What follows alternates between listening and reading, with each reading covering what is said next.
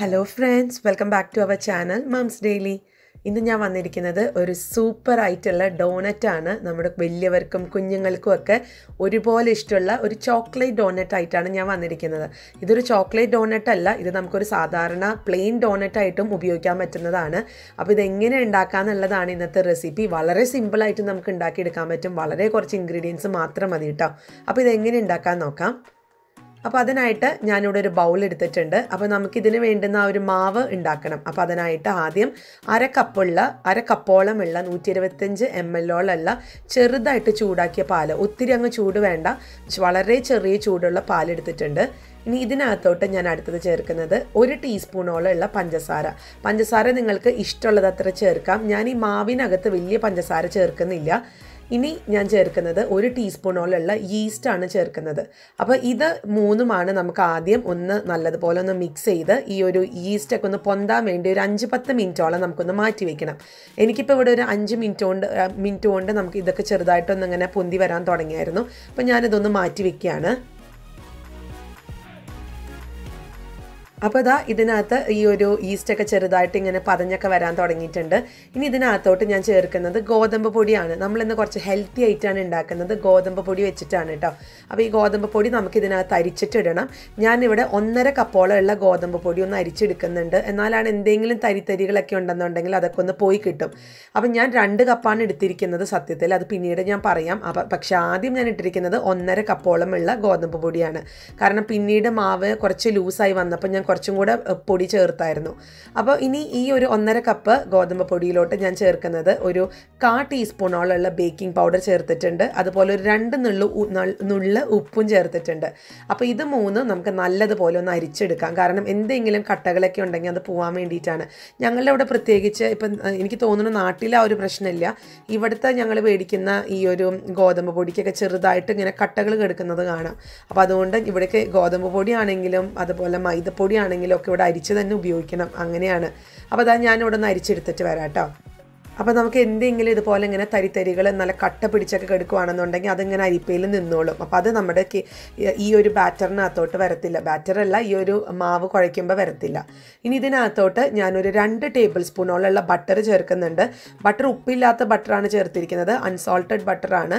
പക്ഷേ ഇത് നമ്മൾ റൂം ടെമ്പറേച്ചറിൽ വെച്ചിട്ടുള്ള ബട്ടർ ആയിരിക്കണം എന്നൊന്ന് ഉറപ്പ് വരുത്തണം. നമുക്ക് ഫ്രിഡ്ജിൽ നിന്ന് നേരിട്ടിട്ട് ഉപയോഗിക്കാൻ പാടില്ല. കുറച്ച് നേരം ഒരു അരമണിക്കൂർ പുറത്ത് വെച്ചിട്ടുള്ള ബട്ടർ വേണം നമുക്ക് യൂസ് ചെയ്യാനായിട്ട്.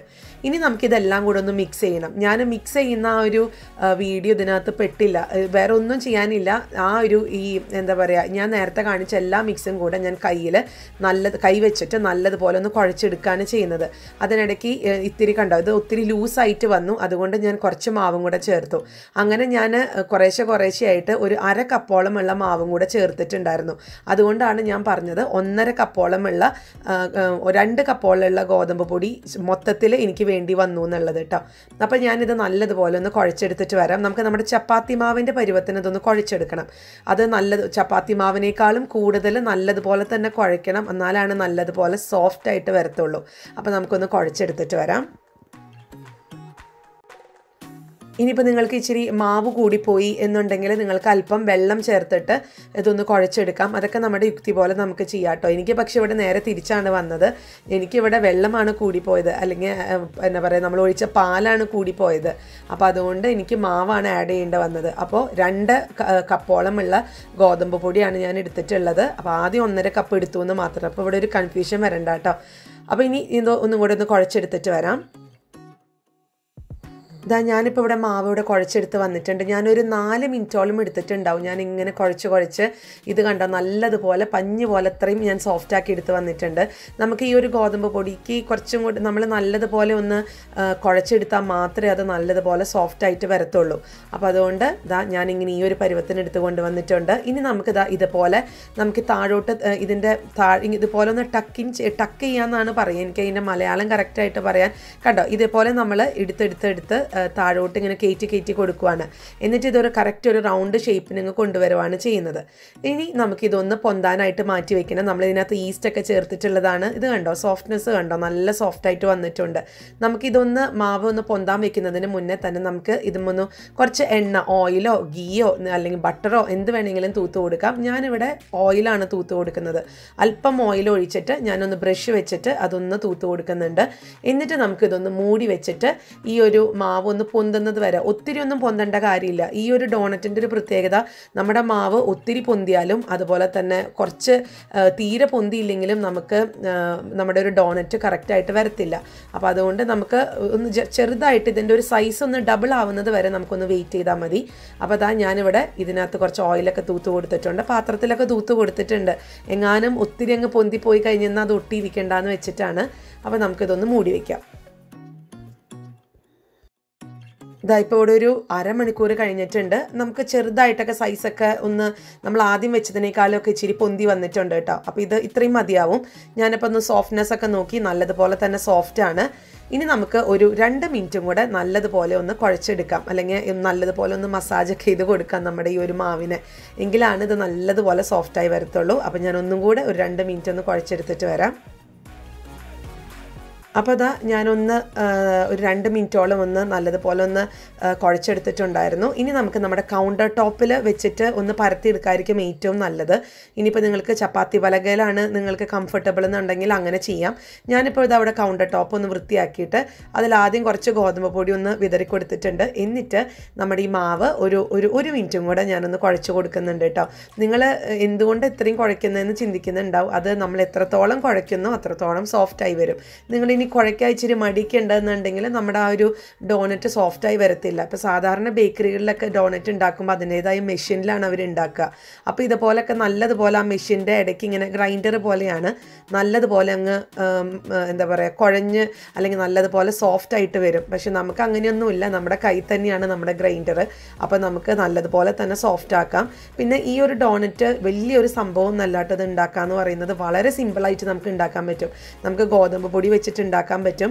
പിന്നെ മൈദ വെച്ചിട്ടാണ് ഇത് ശരിക്കും ഉണ്ടാക്കുന്നത്. നമ്മൾ പിന്നെ കുറച്ചും കൂടെ ഒരു ഹെൽത്തി ആയിട്ട് കഴിക്കാമെന്ന് ഓർത്തിട്ടാണ് നമ്മൾ ഗോതമ്പ് പൊടി വെച്ച് ഉണ്ടാക്കുന്നത്.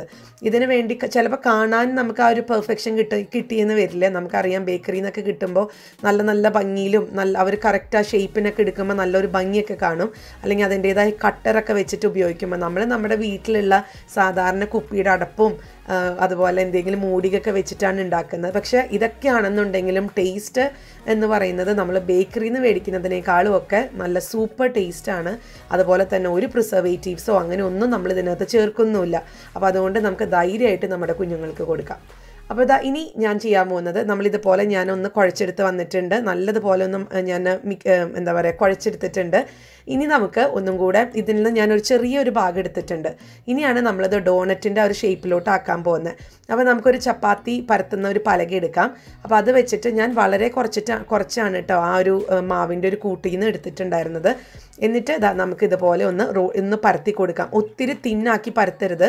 അങ്ങനെ വരുമ്പോൾ നമ്മുടെ ഈ ഒരു ഡോണറ്റ് ഇങ്ങനെ വീർത്ത് വരും. എനിക്ക് ആദ്യമൊക്കെ അങ്ങനെ പറ്റിയിട്ടുണ്ട്. തുടക്കത്തിലൊക്കെ ഞാൻ ഉണ്ടാക്കുന്ന സമയത്ത് എനിക്കറിയില്ലായിരുന്നു അങ്ങനെയാണ് ഒത്തിരി തിന്നാക്കി നമ്മൾ ചെയ്യരുതെന്ന്. അതുകൊണ്ട് നമുക്കൊരു സാധാരണ രീതിയിൽ നിങ്ങൾ തിന്നാക്കാതെ ജസ്റ്റ് ഒന്ന് കൈ കൊണ്ട് ഒന്ന് അമർത്തി ഒരു റൗണ്ട് ഷേപ്പിലാക്കിയിട്ട് നമ്മളൊന്ന് കട്ട് ചെയ്തെടുക്കുകയാണെന്നുണ്ടെങ്കിൽ നല്ലതുപോലെ വീർത്ത് വരും. ഞാനിപ്പോൾ ഒത്തിരി വീർത്ത് കഴിഞ്ഞാലും കുഞ്ഞുങ്ങൾക്ക് ഇവിടെ വായിൽ കടിക്കാനൊക്കെ ഭയങ്കര പ്രയാസമാണ്. അപ്പോൾ ഞാനത് വളരെ ഒരു മീഡിയം ആയിട്ടാണ് ഇതൊന്ന് പരത്തിയെടുത്തിട്ടുള്ളത്. ഇനി ഇതാ നമുക്കൊരു കുപ്പിയുടെയോ അല്ലെങ്കിൽ ഒരു ഗ്ലാസിൻ്റെ അടപ്പ് വെച്ചിട്ട് ആദ്യം നമുക്കൊരു വലിയ റൗണ്ട് ഉണ്ടാക്കാം. ഞാനിപ്പോൾ ഇവിടെ ഒരു വലിയൊരു റൗണ്ട് ഉണ്ടാക്കിയിട്ടുണ്ട്.